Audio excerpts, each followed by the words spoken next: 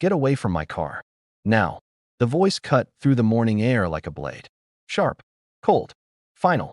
Sir, please. Just listen to me for 30 seconds. That engine. Security. Two men in black suits materialized from nowhere. Hands already reaching. Already assuming. The homeless man didn't move. Just stood there, staring at the smoking hood of the most expensive car he'd ever seen. Sir, you need to step back. The first guard's hand landed on his shoulder. Firm. Not quite violent. Not yet. But the homeless man's eyes never left the car. Steam was billowing from under the hood now. Thin wisps at first. Then thicker. Darker. That's not steam, he said quietly. That's coolant vapor. Superheated. Which means the secondary loop is compromised. You've got maybe 40 minutes before the entire quantum thrust system destabilizes. The billionaire stopped walking toward his building. Turned slowly. What did you just say? The homeless man finally looked at him. Really looked at him.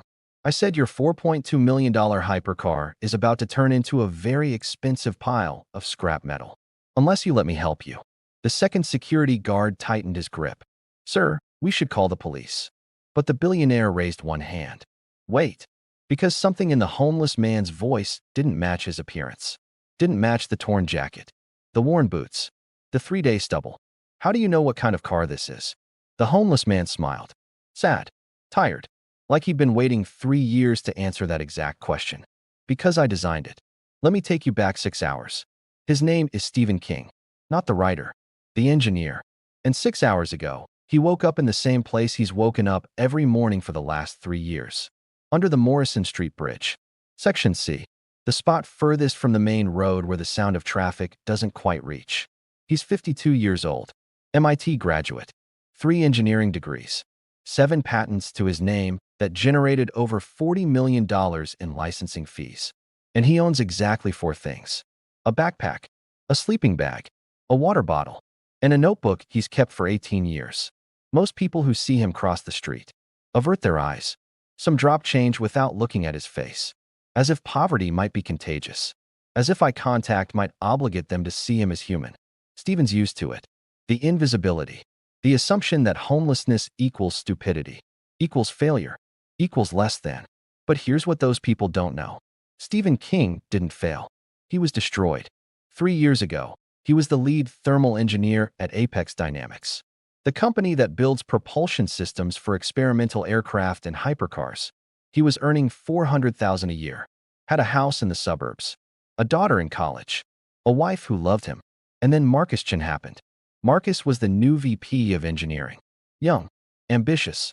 Threatened by anyone smarter than him. Which meant he was threatened by Stephen. So Marcus started small. Questioning Stephen's work in meetings. Suggesting his methods were outdated. Implying he wasn't a culture fit. When that didn't work, Marcus got creative. He filed a complaint. Claimed Stephen had shared proprietary designs with a competitor. Had proof. Emails. Documents. All fabricated. But fabricated well. The company launched an investigation. Put Stephen on administrative leave. And when the investigation dragged on for 8 months with no conclusion, they quietly let him go. No charges. No admission of wrongdoing. Just a mutual separation agreement. With a clause that prevented him from working in aerospace or automotive engineering for 5 years. Stephen fought it. Hired lawyers he couldn't afford. But Marcus had connections. Had resources. Had the institutional power to bury the truth. Within a year, Stephen's savings were gone. His marriage collapsed under the financial stress. His daughter stopped returning his calls. Ashamed of having a father who'd been accused. Who couldn't explain what really happened without sounding paranoid. And then he lost the house. The descent into homelessness wasn't dramatic. Wasn't sudden. It was a slow erosion. One missed payment. Then another. Then eviction. Then his car. Then the motel room he could barely afford. Then nothing. But here's the thing about Stephen. He never stopped being an engineer. Every morning, after waking under the Morrison Street Bridge, he walks to the public library. Reads technical journals. Studies new patents. Keeps his mind sharp because that's all he has left. The patents he holds still generate royalties. But they go to his ex-wife as part of the divorce settlement. He doesn't fight it. His daughter needs college tuition more than he needs a roof. So he survives. Volunteers at a community kitchen 3 days a week. Helps fix broken equipment. Teaches math to kids in the shelter. maintains his dignity in a world that assumes he has none. And this morning, like every morning, he's walking to the library. That's when he sees the car. It's parked outside the headquarters of Wright Industries. A building so modern, it looks like it fell from the future. All glass and steel and money. But Steven's not looking at the building. He's looking at the car. A Quantum Apex. Hypercar. Only 17 ever made. Powered by a proprietary quantum thrust propulsion system that Steven himself helped develop 4 years ago. And it's smoking. Not engine smoke. Not normal heat. This is something else. Steven stops walking. Stares. Because he knows that smoke. Knows exactly what it means. The secondary cooling loop has failed. There's a microfracture somewhere in the system. And when that happens, the superheated coolant starts vaporizing, which increases pressure, which cascades into catastrophic failure of the entire thrust-bearing assembly. He's seen it happen in testing. Watched a prototype engine literally tear itself apart. Shrapnel everywhere. Fire. 3 engineers in the hospital. And that was in a controlled environment. With safety systems. With fire suppression. This is a city street. Cars parked nearby. People walking. A coffee shop 20 feet away. If that engine goes critical, people could die. Steven's feet move before his brain catches up. He crosses the street. Approaches the car. That's when he sees the owner. Stepping out of the building. Mid-40s. Expensive suit. The kind of watch that costs more than most people's cars. He's on his phone. Not looking. Not paying attention. Sir. Excuse me. Sir. The man glances up. Sees Steven. And his expression shifts. From neutral to guarded in half a second. I don't have any cash. I'm not asking for money. Your car. The engine. It's failing. The man looks at the car. At the smoke. Back at Steven. I'll call the dealership. There's no time. You need to shut down the coolant system right now, or security. And that's when the 2 guards appear. That's when everything changes. Because as the first guard grabs Steven's shoulder, as the billionaire turns to walk away, the smoke changes color. From white to gray. From gray to black. And Steven knows. Knows with absolute certainty. They have less than 40 minutes. My name is Stephen King. I have 3 degrees from MIT. I hold 7 patents in thermal propulsion systems. And I am telling you that car is going to explode. The billionaire stops. Turns. Really looks at Steven for the first time. You're lying. I wish I was. The Quantum Apex uses a closed-loop quantum thrust cooling system. Nano coolant. Proprietary bearings. And right now, based on that smoke, you have a microfracture in the secondary loop. Which means the coolant is vaporizing.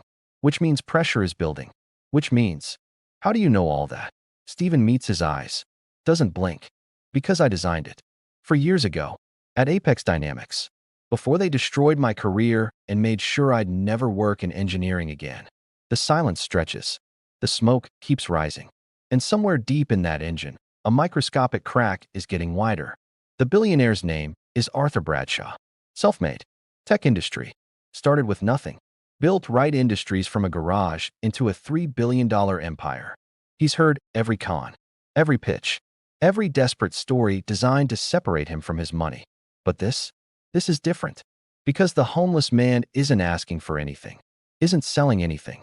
He's just standing there, covered in dirt, smelling like the street, talking about quantum thrust systems and nano coolant with the casual precision of someone who actually knows what those words mean. Let's say you're telling the truth, Arthur says slowly. Let's say you really are an engineer. Why should I trust you? You shouldn't. Steven's voice is flat. Matter of fact. You should call Apex Dynamics. Ask for the chief engineer. Her name is Dr. Eleanor Chun. Tell her Stephen King is standing in front of you. Tell her you need confirmation. She'll remember me. Arthur pulls out his phone. Doesn't dial.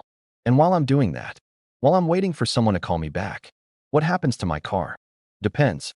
How attached are you to this building? Because when that engine goes, it'll take out everything within 30 feet. Maybe more. I've seen it happen. One of the security guards speaks up. Sir, this guy could be anyone. He could be. I know exactly what he could be. Arthur's eyes never leave Steven. But I also know that smoke shouldn't be black.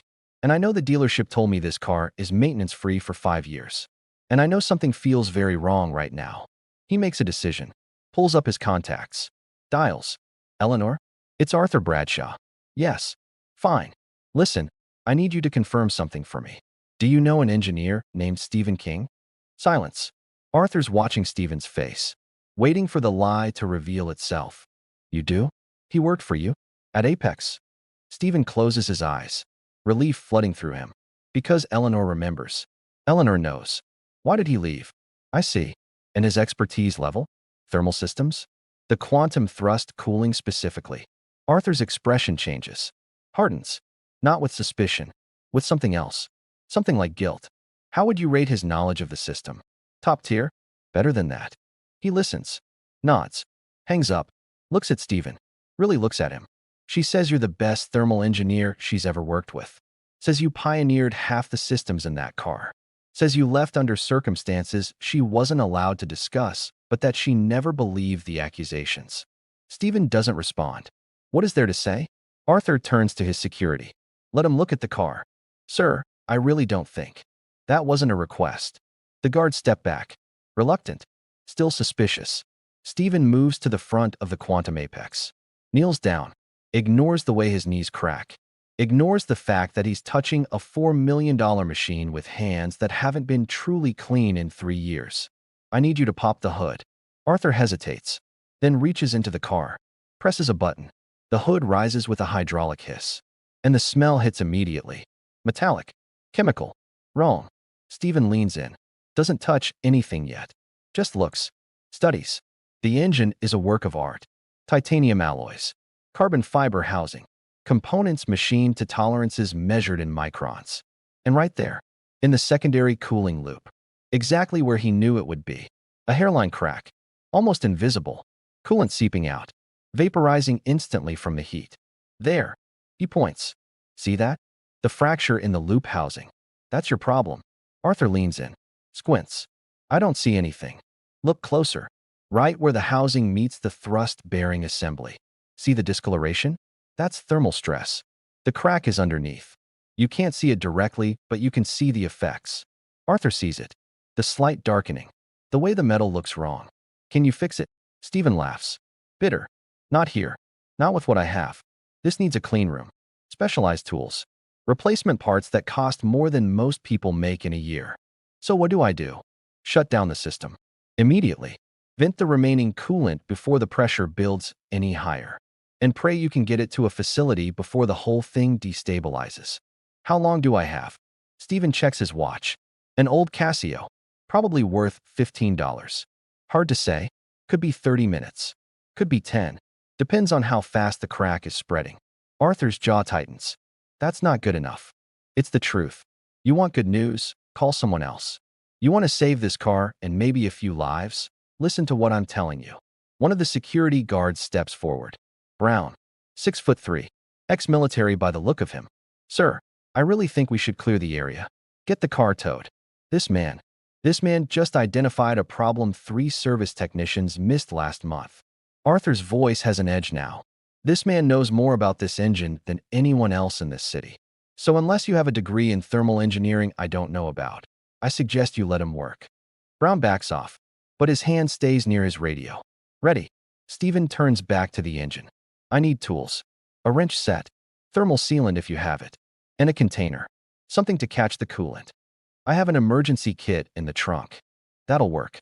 Get it. Arthur retrieves a red case from the trunk. Opens it. Inside are basic tools. Nothing sophisticated. But it'll have to do. Stephen selects a wrench. Adjusts it.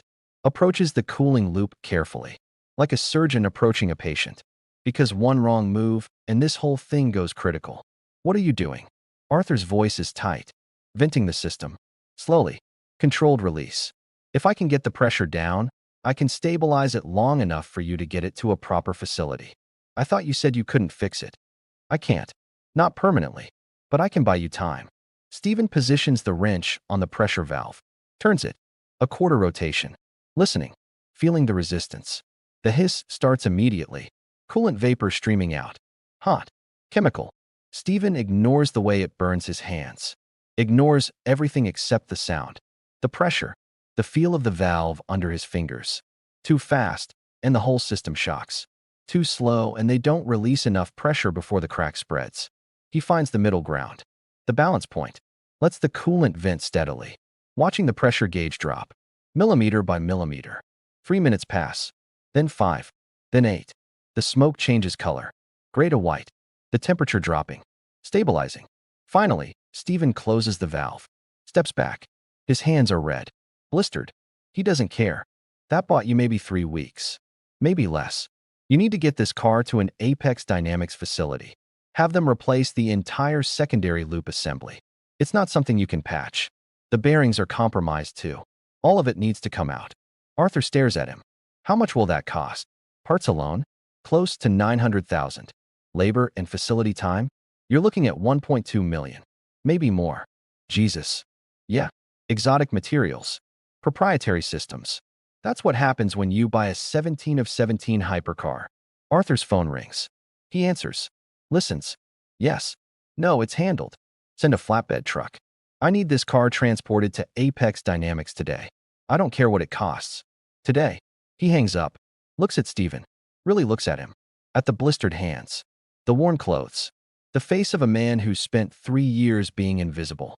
What's your story? My story. Eleanor said you left under circumstances she couldn't discuss. Said she never believed the accusations. What accusations? Stephen's quiet for a long moment. Then he starts talking. And for the first time in 3 years, someone actually listens. Stephen tells it all. Marcus Chun. The fabricated documents. The investigation that went nowhere. The 5-year non-compete that destroyed his career. The descent into homelessness. The dissolution of his family. He tells it without emotion. Like he's reciting facts. Data points. Because emotion is a luxury, he learned to abandon somewhere between losing his house and learning which bridges are safest to sleep under. Arthur listens. Doesn't interrupt. His security guards listen too. Brown's expression shifts. Hardens. Like he's hearing something he recognizes. When Stephen finishes, Arthur asks one question. Why didn't you fight it harder? Stephen laughs. No humor in it. With what? I spent 40,000 on lawyers. Got nowhere. Marcus had the company behind him. Had resources. Had institutional power. I had the truth. Which turns out to be worth exactly nothing when the other side controls the narrative. The patents you mentioned. The 7 patents. They're still generating royalties. They are. About 12,000 a month. Goes to my ex-wife. Divorce settlement. My daughter needs it for college more than I need it for anything else. Your daughter. You're in contact with her. No, the word comes out flat. Final. She stopped taking my calls 2 years ago. I don't blame her. Who wants a homeless father? Who wants to explain that to their friends? Arthur's quiet. Then, what if I told you I could help? Help how? You just saved my car. Probably saved this building. Definitely saved me from a very expensive lawsuit when that engine blew and took out half the block. I owe you. You don't owe me anything. I did what anyone with knowledge of that system should have done. Except no one else did. 3 service techs looked at that car last month. Told me everything was fine. Took my money and sent me on my way. You took one look and identified a critical failure in under 30 seconds. I know the system. I designed it. Exactly. Arthur pauses. Thinking. Making a decision. I have an investor meeting this afternoon. 4 p.m. My office. 23rd floor. I need someone to evaluate a new thermal regulation system one of my companies is developing. Someone who actually knows what they're looking at. Someone who won't just tell me what I want to hear. Stephen stares at him. You want me to come to your investor meeting? Yes. I'm homeless. I noticed. I smell like the street. I have showers in my building. And a clothing allowance for consultants. Patrick. He gestures to one of the security guards. Take Mr. King to the executive locker room. Get him cleaned up. Find him appropriate clothing. Then bring him to my office at 3:45. Patrick nods. Still suspicious, but following orders. Stephen doesn't move. Why are you doing this? Arthur meets his eyes. Because 20 years ago, I was 3 weeks away from homelessness myself. Because someone gave me a chance when I had nothing. And because I've spent enough time in boardrooms to know that credentials don't equal intelligence. You just proved you know more about advanced thermal systems than anyone I've met in 5 years. That's worth something. It's worth 12,000 a month that I never see. Then maybe it's time that changed. Stephen wants to say no. Wants to walk away. Because hope is dangerous. Hope hurts worse than resignation. But he hears himself say, okay. Patrick drives Stephen to the parking garage. The silence is thick. Uncomfortable. Finally Patrick speaks. You really an engineer? I really am. And the homeless thing? That's real too. 3 years. Patrick's quiet. Then, my brother. He was homeless for 18 months. Iraq vet. PTSD. Lost everything. Ended up on the street. I couldn't help him. Didn't know how. By the time I figured it out, he was gone. Overdose. I'm sorry. Yeah, me too. Patrick pulls into a parking spot. For what it's worth, I believe you. About Marcus Chun. About all of it. I've seen guys get buried by the system. Seen how easy it is when someone with power wants you gone. They ride the elevator to the 23rd floor in silence. Patrick leads him through a maze of glass-walled offices and conference rooms. Everyone they pass looks up, looks at Stephen. The torn jacket, the worn boots, the face that doesn't belong. Some faces show disgust. Some show pity. A few show nothing at all. Just look away. Pretend not to see. Stephen's used to it. The looks. The judgment. He's been invisible for 3 years. Being visible again feels almost worse. The executive locker room is obscene. Marble. Chrome. Showers that probably cost more than Stephen used to make in a month. Patrick points to a locker. There's clothing in there. Multiple sizes. Should fit. Showers through there. Take your time. Why are you being nice to me? Patrick pauses at the door. Because you remind me of my brother. And because I can't help him anymore. But maybe I can help you. Then he's gone. Stephen stands alone in the locker room, staring at his reflection in the full-length mirror. He looks old. Older than 52. The street ages you. Wears you down. His face is lined. Weathered. His hair's more gray than black. His hands are scarred and blistered from this morning's work. But his eyes are still sharp. Still clear. Still the eyes of an engineer. He showers. 30 minutes. Lets the hot water run until his skin is red. Washes 3 years of grime and shame and invisibility down the drain. Uses the soap, the shampoo, the things he hasn't had regular access to since he lost his apartment. When he finally steps out, he feels human again. Vulnerable, but human. The clothing fits. Dark slacks, white shirt, navy blazer, leather shoes that probably cost $500.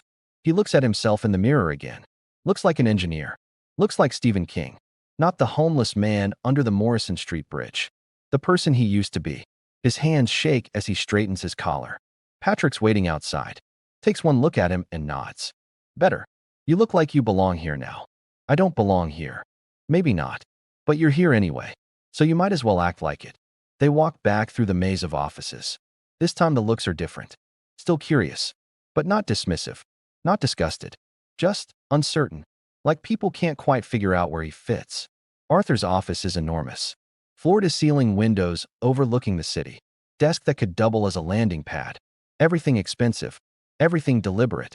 Arthur looks up from his computer. Takes in Stephen's appearance. Nods approval. Much better. The investors will be here in 20 minutes. Before they arrive, I need to brief you on what we're evaluating. He pulls up a presentation on a massive screen. Schematics. Thermal models. Efficiency calculations. This is the Nexus 7. New thermal regulation system for electric vehicle batteries. Company called Infinity Tech is pitching it, claiming 40% improvement in cooling efficiency, 20% reduction in weight. Revolutionary, they say. Worth a $50 million investment. Stephen studies the schematics. His eyes narrow. May I? Please. Stephen approaches the screen. Traces the design with one finger. Here. This junction. The thermal transfer coefficient is wrong. They're using aluminum alloy, but the heat flux at this point will exceed the material's threshold within 6 months of normal operation. It'll fail. Catastrophically. Are you sure? Completely. The math doesn't work. Look, he grabs a marker. Starts writing equations on the whiteboard next to the screen. Thermal conductivity. Heat capacity. Stress cycles. You run this through proper modeling, and the failure rate is close to 80% within the first year. Arthur stares at the equations. The engineers who presented this have PhDs, came from Stanford and Caltech.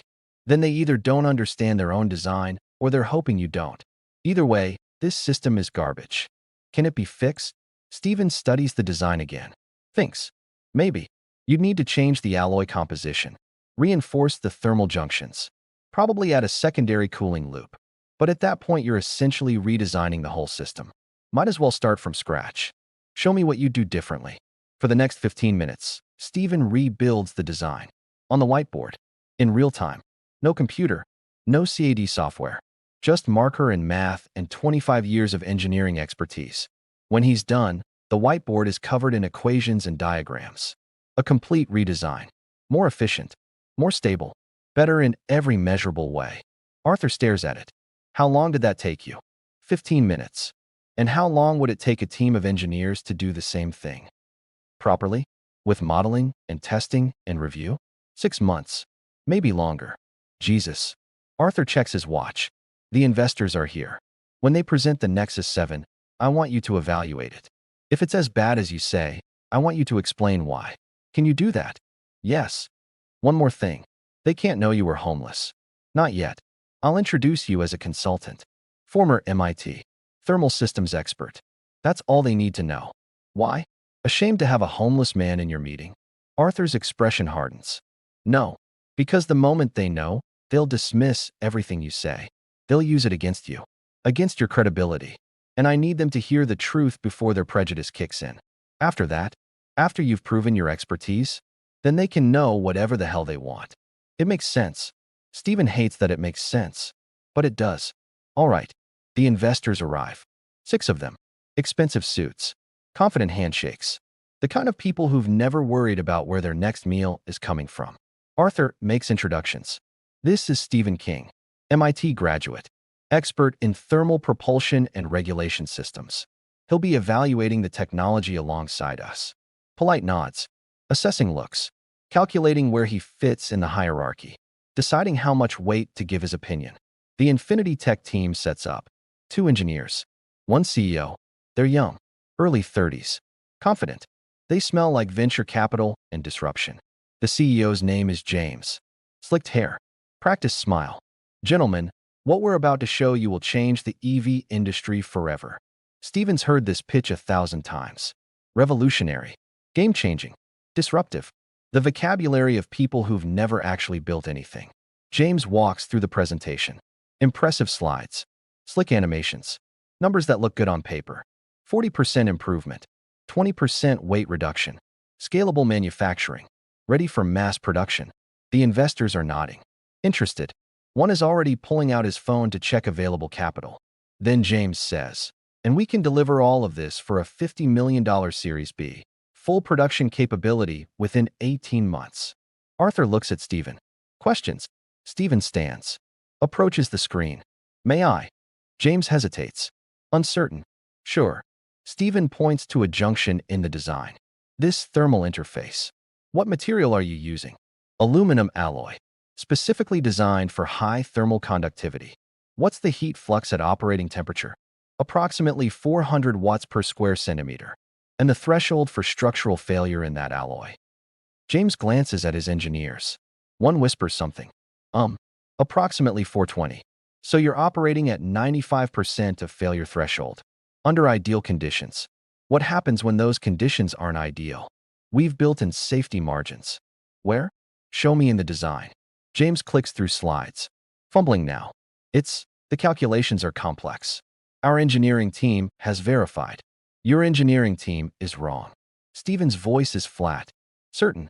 This design will fail within 6 months of normal operation. The thermal stress cycles will fracture the junctions.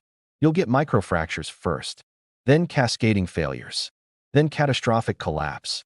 Best case scenario, the system just stops working. Worst case, you have thermal runaway. Fires. Lawsuits. Dead company. The room goes silent. James's face is red. That's a bold claim. Based on what?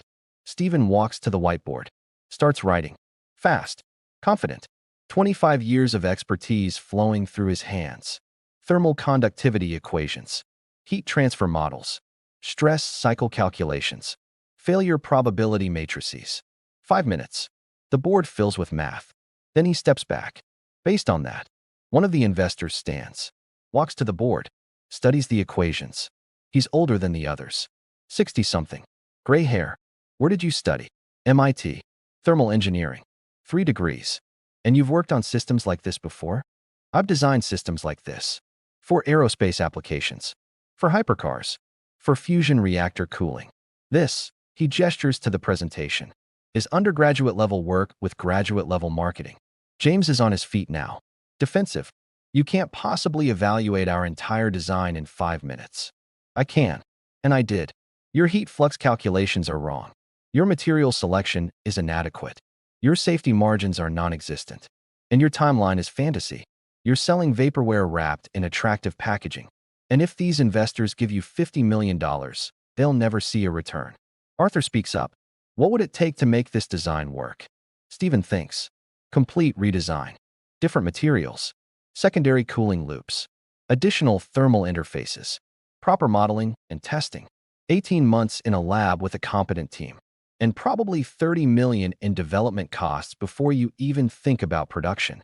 So the concept is sound. The concept is fine. The execution is garbage. One of the investors closes his laptop.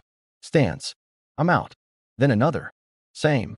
Within 2 minutes, 4 of the 6 investors have left. James is pale. His engineers look like they want to disappear. Arthur turns to them.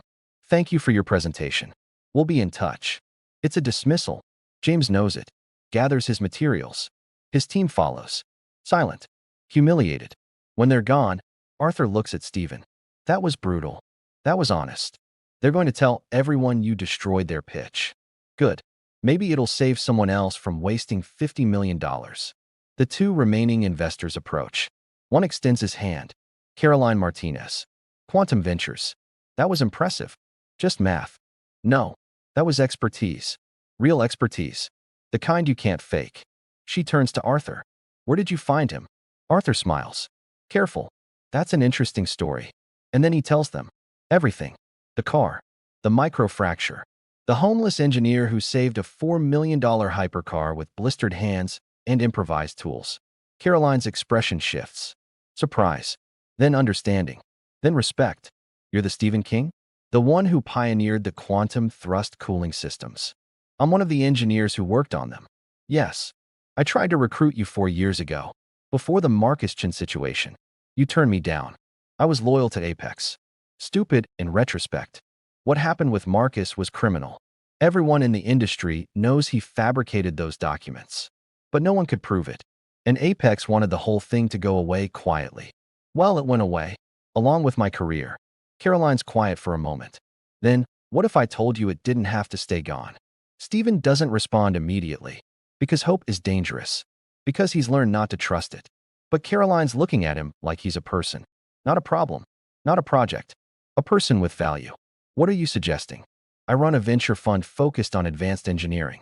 Propulsion systems. Thermal regulation. Energy efficiency. The kind of work you specialized in. We're always looking for consultants. People who actually know what they're talking about. Not just people with impressive resumes. I haven't worked in 3 years. Your brain didn't stop working. Your hands just saved a $4 million car and identified a $50 million scam in under 30 minutes. That's more value than most of my consultants provide in a year. I'm homeless. You keep saying that like it defines you. It doesn't.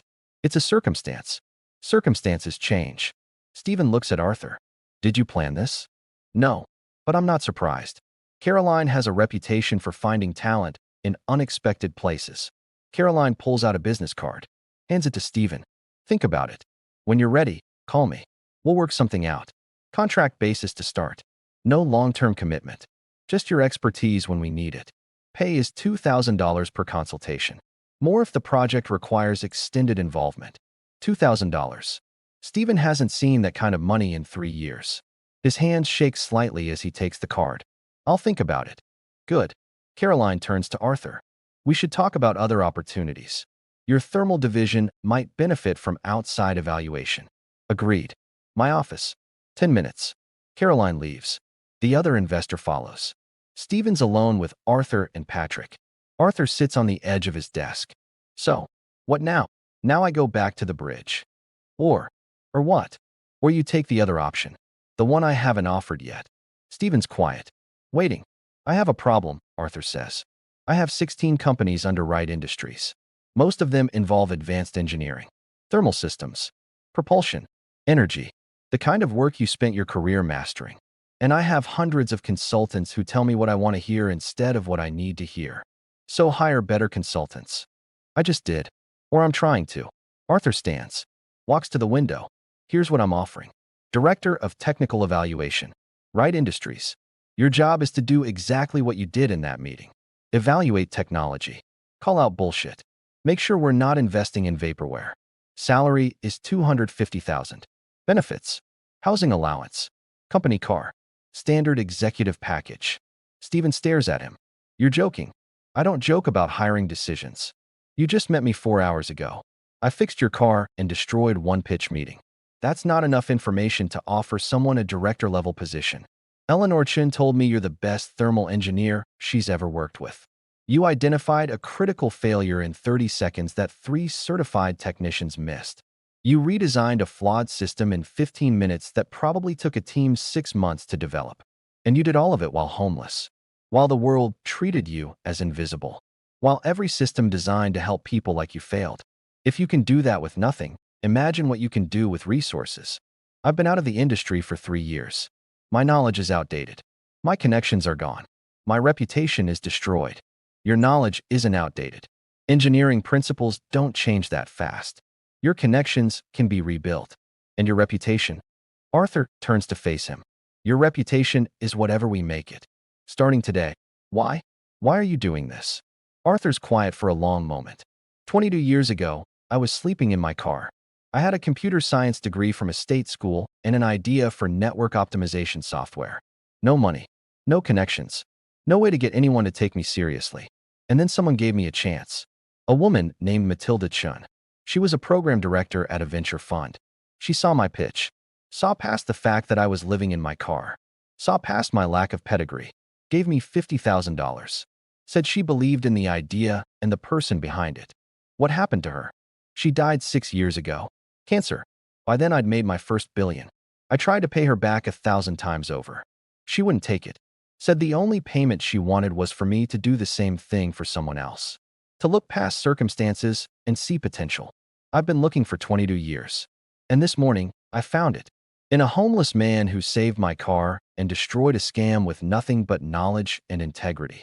Steven's eyes burn. He hasn't cried in 3 years. Hasn't let himself.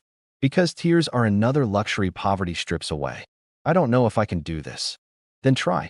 And if it doesn't work, you're no worse off than you were this morning. But if it does work, you get your life back. Your daughter gets her father back.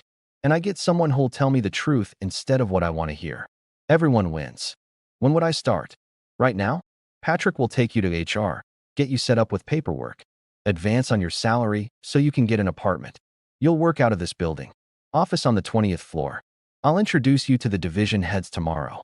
For now, go get settled. Buy some clothes. Get some food. Sleep in a bed.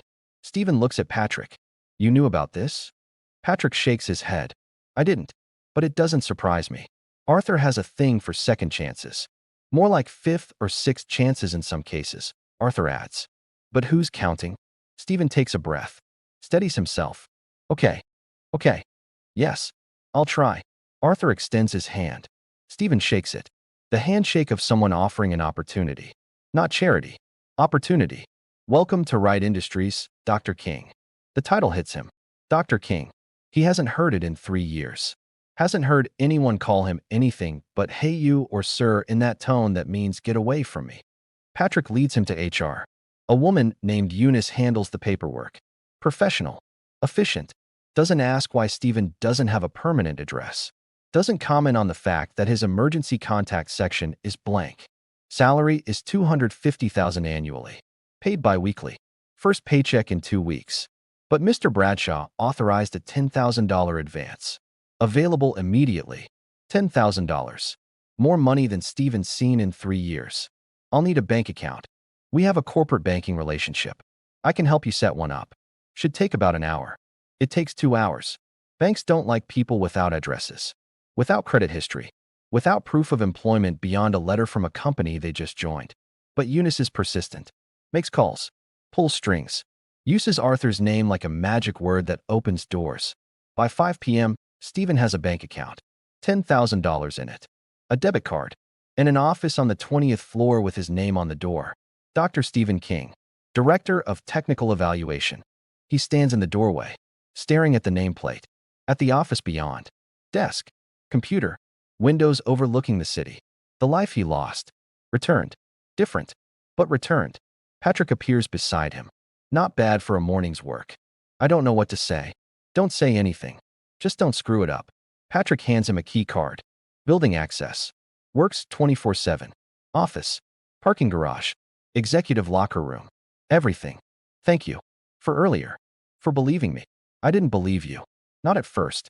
But you reminded me of my brother. And I figured if there was even a chance you were telling the truth, it was worth listening. Turns out you were telling the truth. I'm sorry about your brother. Patrick nods. Doesn't say anything. Just walks away. Stephen enters his office. Sits at the desk. The chair is leather. Expensive. Comfortable in a way he'd forgotten chairs could be. He logs into the computer. His credentials work. Email address. Network access. Calendar already populated with meetings Arthur's set up for tomorrow. 9 a.m. Division Head's introduction. 11 a.m. Thermal Systems Review, Propulsion Division. 2 p.m. Technology Assessment, Energy Storage Group. 4 p.m. Patent Portfolio Evaluation. A full day. A working day. The kind of day he hasn't had in 3 years. His phone buzzes. The old Casio he's carried since before homelessness. A text from an unknown number.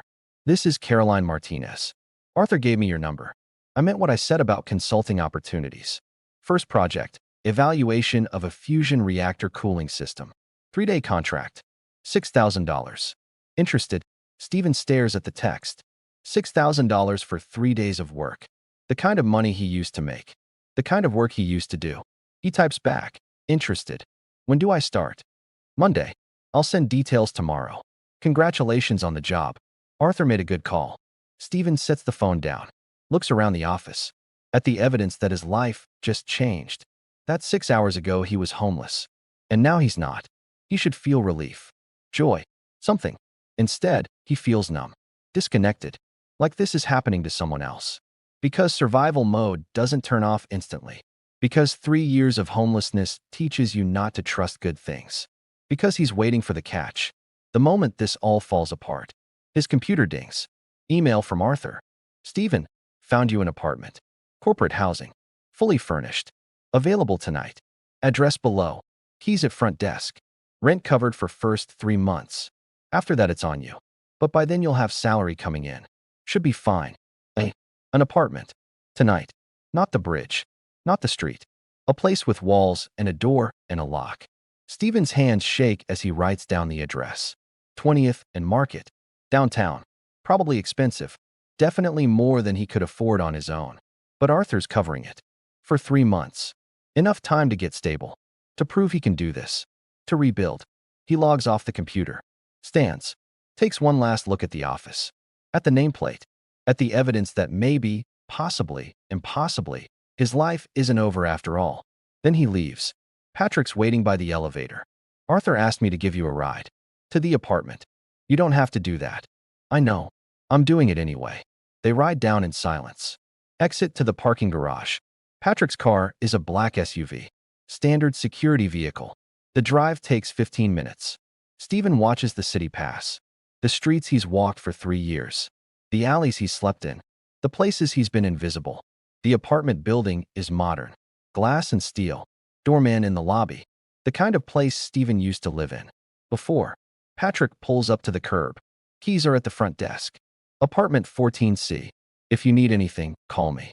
He hands Stephen a business card. That's my direct number. Day or night.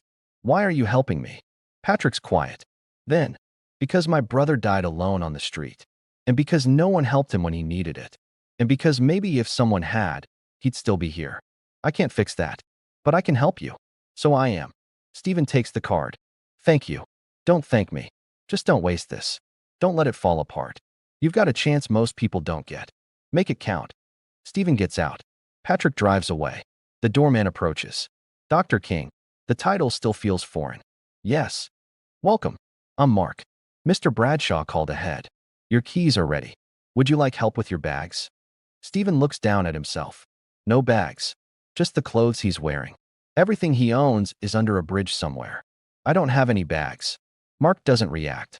Doesn't judge. Of course. Right this way. The lobby is marble and chrome. Elegant. Expensive. The kind of place where homeless people get removed by security. Except now he's not homeless. Now he's a resident. The elevator rises to the 14th floor. Mark leads him to apartment 14C. Unlocks the door. Steps aside. Mr. Bradshaw arranged for the apartment to be fully stocked. Food in the kitchen. Linens in the bedroom. Basic necessities in the bathroom. If you need anything else, just call the front desk. Thank you. Mark leaves. Stephen steps inside. The apartment is beautiful.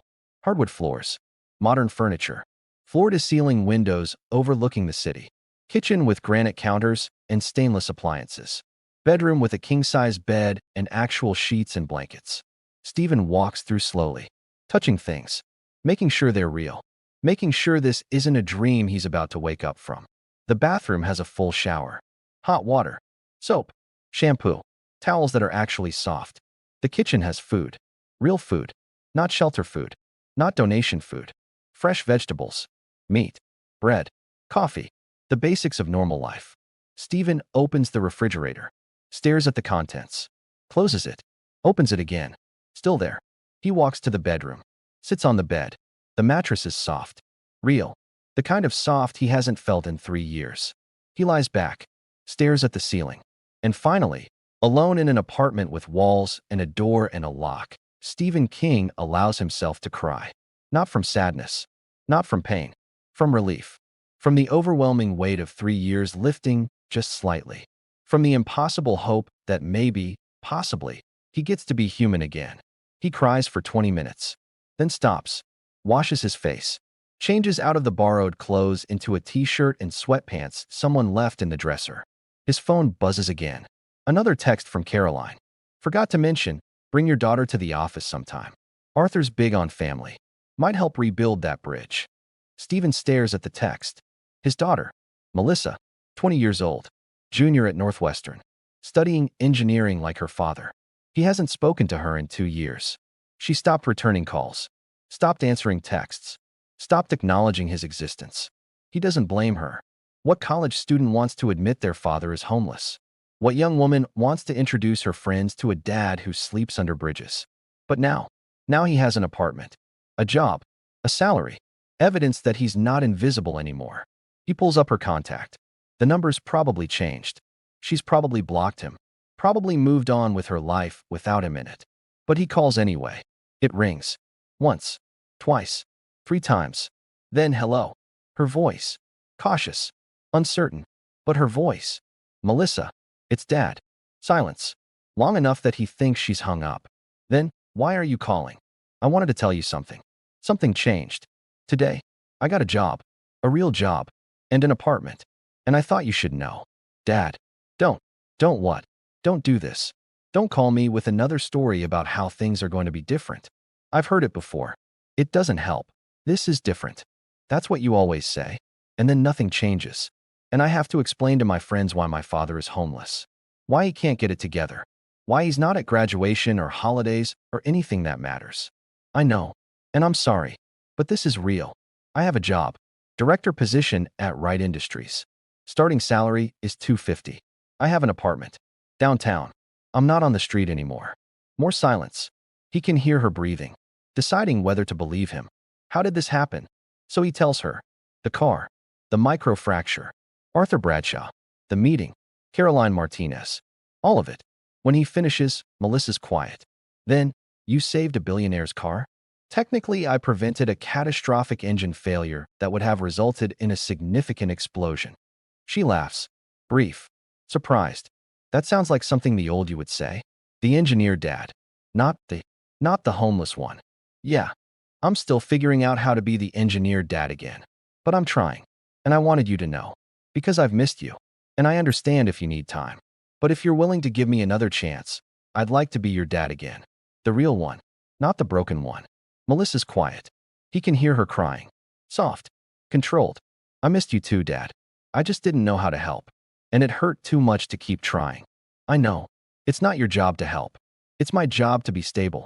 To be someone you can count on. I haven't been that for 3 years. But I'm going to be now. How do I know this is real? How do I know it won't fall apart again? You don't. But I'm asking you to trust me anyway. One chance. If I screw it up, you can walk away for good. But give me this one chance. Okay. Yeah. One chance. But Dad. Yeah. Don't screw this up. Please. I won't. I promise. They talk for another hour. About school. About her life. About the engineering program she's in. About the things they've missed in each other's lives. When they hang up, Steven sits in his empty apartment and realizes he's smiling. Actually smiling. The first genuine smile in 3 years. His phone buzzes again. Text from Arthur. Forgot to mention, we have a company gym and a counseling service for employees. Trauma-informed. Confidential. Might be worth using. Homelessness leaves scars even after it ends. Take care of yourself. A. Steven reads the text 3 times. Because Arthur understands. Because Arthur knows that getting an apartment and a job doesn't erase 3 years of trauma. Doesn't fix the damage. Just gives you tools to start healing. He makes a note to call the counseling service tomorrow. After meetings. After proving he can do this job. For now, he takes a shower. A real shower.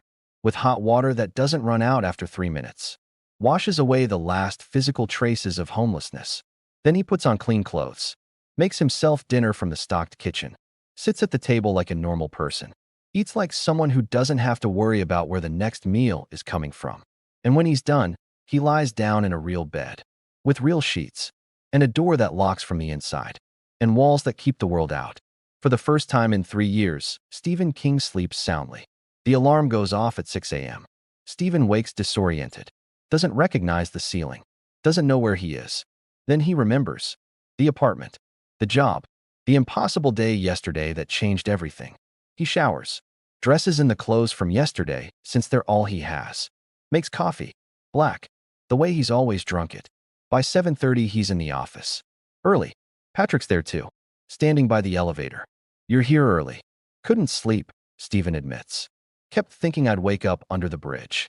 Imposter syndrome. It'll pass. Eventually. You sound like you know from experience. I was homeless for 6 months. After the military. Before Arthur hired me. So yeah, I know. What happened? IED in Kandahar. Lost part of my hearing. Got discharged. Came home with PTSD and no marketable skills. Ended up on the street. Arthur found me working security at a homeless shelter. Offered me a job. I've been here 9 years. Does it get easier? The transition? Some days. Other days you wake up panicking because you think you're still on the street. But it gets better. Slowly. You just have to give it time. Thanks. For telling me. Patrick nods. Coffee's in the break room. Meeting starts at 9. You should eat something first. They cater breakfast for morning meetings. It's actually good. Stephen finds the break room. Coffee's there. Fresh. Strong. He pours a cup. Sits at the table. Other employees filter in. Morning people. Executives. Engineers. They glance at him. New face. Unfamiliar. Some nod politely. Others ignore him. No one asks why he's there. In corporate culture, if you're in the building, you belong. At least until proven otherwise. At 8:45, Patrick reappears. Meeting starting. Conference room C. Top floor. Stephen follows him. The conference room is enormous. Glass walls. View of the entire city. 20 people already seated. Division heads. Senior engineers. The people who run Wright Industries' technical operations. Arthur's at the head of the table. Sees Stephen. Smiles. Everyone, this is Dr. Stephen King. He's joining us as Director of Technical Evaluation. Stephen, these are the people who make this company work. Introductions follow. Names and titles Stephen won't remember. Too many people. Too much information. Then Arthur says, Stephen's role is simple. He evaluates technology. Tells us if it's real or bullshit. Makes sure we're investing in actual innovation instead of expensive marketing. His background is MIT. Thermal propulsion systems. 7 patents. 25 years experience. Yesterday, he saved my quantum apex from catastrophic failure and exposed a $50 million investment scam. Questions. A woman speaks up. Bessie, head of the energy storage division. What was wrong with the apex? Stephen explains. Technical. Precise. The microfracture. The coolant vapor. The improvised repair. Bessie listens. Then, you're the king from Apex Dynamics? The one who developed the quantum thrust cooling systems. One of the developers. Yes.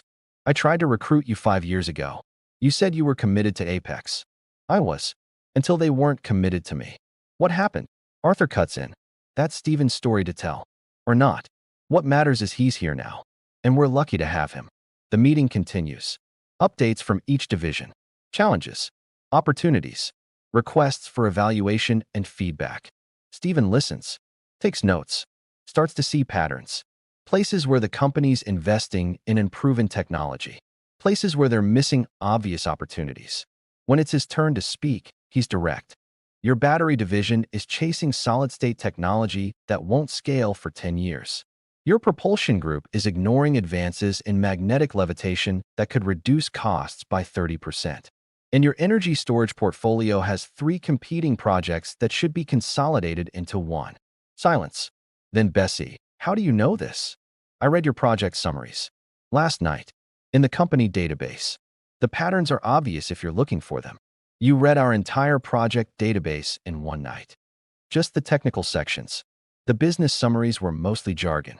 Someone laughs. Others look impressed. A few look defensive. Arthur's smiling. This is why I hired him. Questions. The questions come. Fast. Technical. Challenging. Stephen answers them all. Calmly. Precisely. Drawing on 25 years of expertise. By the end of the meeting, the room's divided. Half the people respect him. The other half resent him. Which is exactly what Arthur wanted. Discomfort means we're challenging assumptions, Arthur says afterward. Comfort means we're stagnating. Keep them uncomfortable, Stephen. That's your job. The rest of the day is a blur. Meetings. Evaluations. Technical reviews. Stephen's brain operating at full capacity for the first time in 3 years. By 4 p.m., he's exhausted. Good exhausted. The kind that comes from using your mind. From doing work that matters. Caroline Martinez calls. Arthur tells me you had a good first day. I think I offended half the division heads. Perfect. That means you're doing your job. I'm sending over details on the fusion reactor project. Review them this weekend. We start Monday. I will. And Stephen? Welcome back to the living. She hangs up. Stephen sits in his office. Alone. The city spread out below him. The sun setting. The day ending. His phone buzzes. Text from Melissa. Dad, can we have dinner this weekend? I want to hear more about your new job. And maybe meet your boss. If that's okay. Stephen's eyes burn. He texts back. More than okay. Saturday night. Perfect. I love you, Dad. I love you too, sweetheart. Stephen sets the phone down. Looks around his office. At the nameplate. At the evidence that his life has changed. He thinks about Marcus Chun, the man who destroyed his career, who fabricated evidence, who buried him. And he realizes he's not angry anymore. Not bitter. Because Marcus took 3 years. But Marcus didn't take everything. Stephen's still an engineer. Still brilliant. Still capable of doing work that matters. And now, impossibly, he has the chance to prove it. He packs up his briefcase. Leaves the office. Rides the elevator down. Walks through the lobby where Patrick nods as he passes. Good first day? Yeah, actually good. Tomorrow will be harder. Just so you know. Why? Because today was about proving you're competent. Tomorrow's about proving you're consistent. That's the real test. Anyone can have one good day. Not everyone can have 200. Thanks for the encouragement. Patrick grins. That's what I'm here for. Stephen walks out into the evening. The city's alive. People everywhere. Going home. Going to dinner. Living their lives. He's one of them now. Not invisible. Not separate. One of them. He walks to his apartment. 14 blocks. Could take a cab. Could take the bus. But he walks. Because he can. Because the city feels different when you're walking towards something instead of away from everything. Inside his apartment, he makes dinner. Real dinner. Chicken. Vegetables. Rice. The basics of normal life. Then he sits at his computer. Opens the files Caroline sent. The fusion reactor project. Complex. Challenging. Exactly the kind of work he loves. He reads for 3 hours. Takes notes. Identifies problems. Proposes solutions. By 11 p.m., he's done. He's outlined a complete evaluation. Identified 5 critical issues. Suggested 3 major improvements. The kind of work that used to be his life.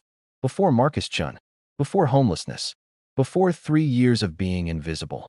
Stephen closes his laptop. Looks around his apartment. At the evidence that he's real again. That he matters again. Tomorrow he'll do it again. And the day after. And the day after that. One day at a time. Building consistency. Rebuilding trust. Becoming the person he used to be. No. Becoming something better. Someone who's seen the bottom. Who knows what it's like to be invisible. Who won't forget. Who won't take any of this for granted. Stephen King goes to sleep in his apartment, in his bed, safe, warm, employed, and for the first time in 3 years, he dreams about the future instead of surviving the present. If this story made you feel something, drop a comment below. Have you ever been invisible? Ever had someone see your worth when no one else did? And if you want more stories where underdogs win and second chances matter, hit subscribe. We're just getting started.